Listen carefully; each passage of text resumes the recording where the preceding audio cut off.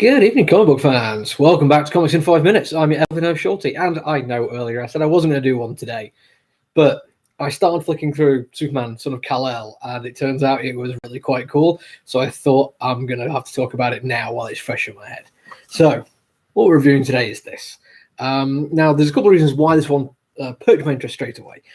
First off, it's Tom Taylor, who's a writer who's been kind of okay for most of the stuff I've read of his. He was very much disappointing in his Hellblazer, but literally that was happening when Science Superior had just been cancelled. So, I mean, that is just bad luck. But then he did Seven Secrets, and it was kind of cool and fun, and had a lot of action going on, and I found myself kind of wondering what was going on in that series like week in, week out. So I've always been like, okay, let's wait, let's give him some room. Let him go at his own pace, not just like doing 3 issues, riffing on something someone else has done. Let's actually give him a character. So they did give him John, Superman's kid, which is brilliant. And the first issue is fun to review, put it this way, because it's a comic in 3 parts, and there's stuff about each part which I like.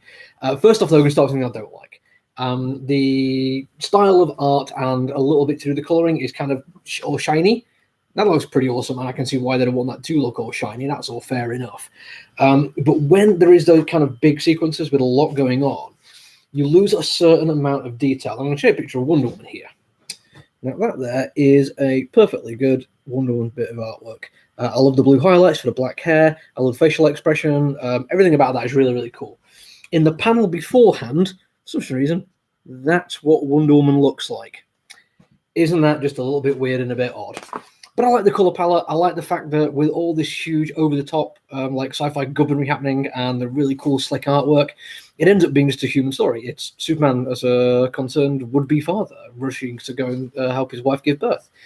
Part 2 is John just absolutely having a lot of fun as a hero. The palette is completely different here. It's all reds and yellows and golden browns because it's a whole bunch of stuff on fire. And you get to see him do the stuff that you'd expect him to do when he's basically, Clark Kent's kid, including when the army sends in a missile against somebody who might actually be causing a forest fire. He captures it, not just captures it, but in a very cool, nope, kind of way. He's just had enough. He's going to solve his problem because he's, John. And he does solve the problem, but it doesn't go the way he wants. It gives him a moral quandary. So he does what everyone does. I put in go to speak to your best friend, which in this case is somebody raised by assassins, Robin.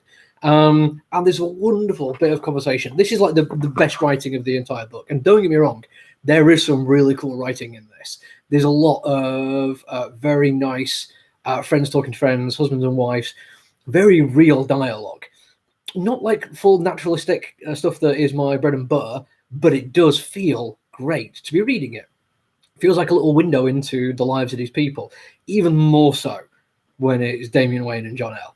At that point, you get the real sense of everything about their friendship that comes out in it. Because their dads are friends and they've got the worst and best qualities of their parents, but they've got their own personalities too. And there's wonderful moments where John is worried about I feel like maybe I'm not doing the right thing by handing over this superpowered individual to the government. It's like, well, yeah, towing the line isn't very heroic. That's why I'm a vigilante. It's nice and to the point. It's not overly flowery, and it feels, as I say, like a conversation that's going to happen. And then they get into some politics kind of stuff. And I wasn't expecting this. I've got to be honest. I was thinking, yes, cool, let's have Superman's kid kicking ass and taking names. But you actually get him talking about, him and Robin, talking about the larger issues. And it's Robin who's the catalyst for a lot of this. You can tell John's thinking about it, but having a human friend, a fully human friend who has had a very unusual life, telling you that, yeah, you have the ability to change things. You shouldn't feel bad for wanting to. You shouldn't worry about making people feel uncomfortable if they're doing something which you think is wrong.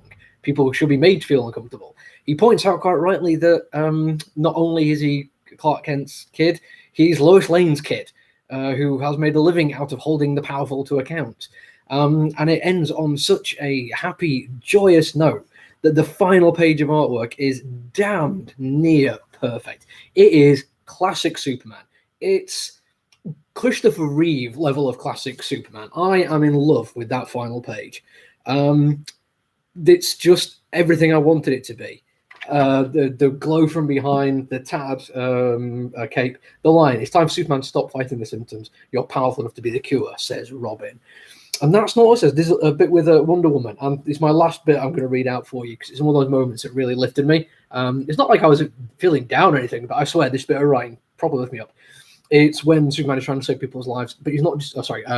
Yeah, let's call him Superman now. He's trying to save people's lives, but he doesn't want to do it, so he's just a hero. He's trying to work with other people. But overall, that got Wonder Woman basically talking about what potential he has. He could be faster than fate, as powerful as hope, able to lift us all. How beautiful is that? How Superman is that? Genuinely love it. If you're looking to find a copy, New Comic Book Day, check it out.